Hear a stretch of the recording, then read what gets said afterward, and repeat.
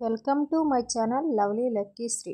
Today recipe వచ్చి paneer curry. ఈ paneer curry ఎలా తయారు చేసుకోవాలో ఇప్పుడు మనం చూసేద్దాం. ముందుగా కళాయి పెట్టుకుని 3 టేబుల్ స్పూన్ ఆయిల్ వేసుకోవాలి. అలాగే పన్నీర్ ముక్కలను చిన్నగా కట్ చేసుకోవాలి. వీటిని ఈ ఆయిల్లో వేసుకుని ఫ్రై చేసుకోవాలి.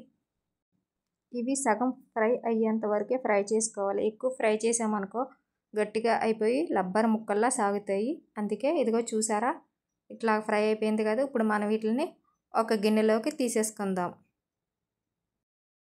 ఇలా తీసిన ముక్కల్లో మిగిలిపోయిన ఆయిల్ తోటే మనం కర్రీ చేసేసుకోవచ్చండి.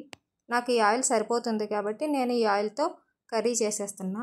1/2 స్పూన్ జీలకర్ర, 1/2 స్పూన్ ఆవాలు వేసుకుని, అలా ఒక బిర్యానీ ఆకు, యాలకులు, ఇలాచి,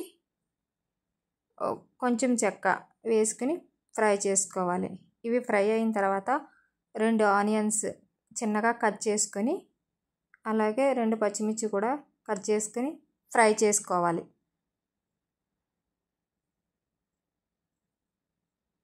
ఇప్పుడు 1 స్పూన్ సాల్ట్ వేసుకుందాం. ఇప్పుడు మూత పెట్టి 5 మినిట్స్ తర్వాత ఓపెన్ చేస్తే చూడండి ఫ్రై అయిపోయినాయి కదా ఆనియన్స్. ఇప్పుడు మనం దీంట్లో 1/2 స్పూన్ పసుపు వేసుకొని కలుపుకుందాం.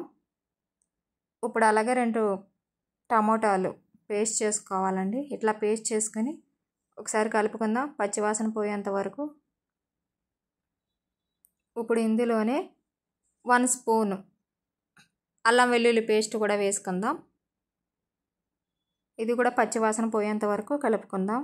ఒకసారి మూత పెట్టుకుందాం.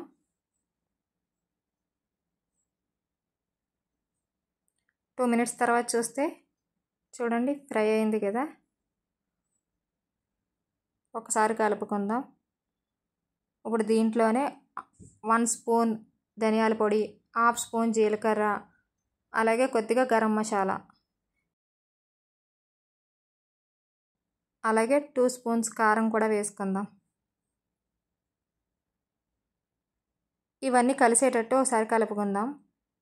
ఇలా కలుపుకొని 1 మినిట్ మూత పెట్టుకుని ఇప్పుడు ఓపెన్ చేసి చూద్దాం. ఓకే, అన్నీ కలిసిపోయాయి కదా. ఇప్పుడు మనం ఇవి ములిగేంత వరకు వాటర్ వేసుకుందాం. వాటర్ వేసుకుని మూత పెట్టుకుందాం ఒక 2 మినిట్స్. ఇప్పుడు బబుల్స్ కింద వచ్చి పులుసు మరిగింది కదా.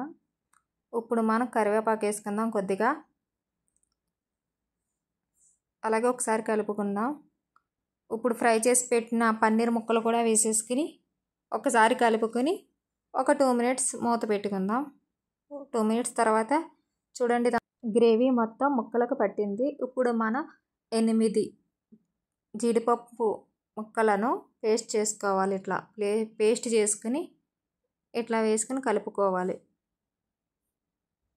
అలాగే నాకు సాల్ట్ అనేది తక్కువైందండి. సాల్ట్ కారం అనేది అవి 2 వేసుకుని కలుపుకున్నాను. ఇప్పుడు 5 మినిట్స్ తర్వాత చూస్తే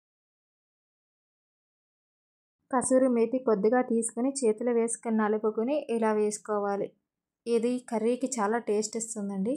అలాగే కొంచెం బటర్ కూడా వేసుకొని కలుపుకోవాలి. ఇలా కలిసిన తర్వాత మనం కొంచెం కొత్తిమీర కూడా వేసేసుకుంటే టేస్టీ పన్నీర్ కర్రీ రెడీ. ఇది రైస్లోకి, చపాతీలోకి, ఫుల్కాలోకి చాలా టేస్ట్గా ఉంటుంది. ఒకసారి ట్రై చేయండి. ఈ వీడియో మీకు నచ్చితే లైక్ చేయండి, షేర్ చేయండి, సబ్స్క్రైబ్ చేసుకోండి.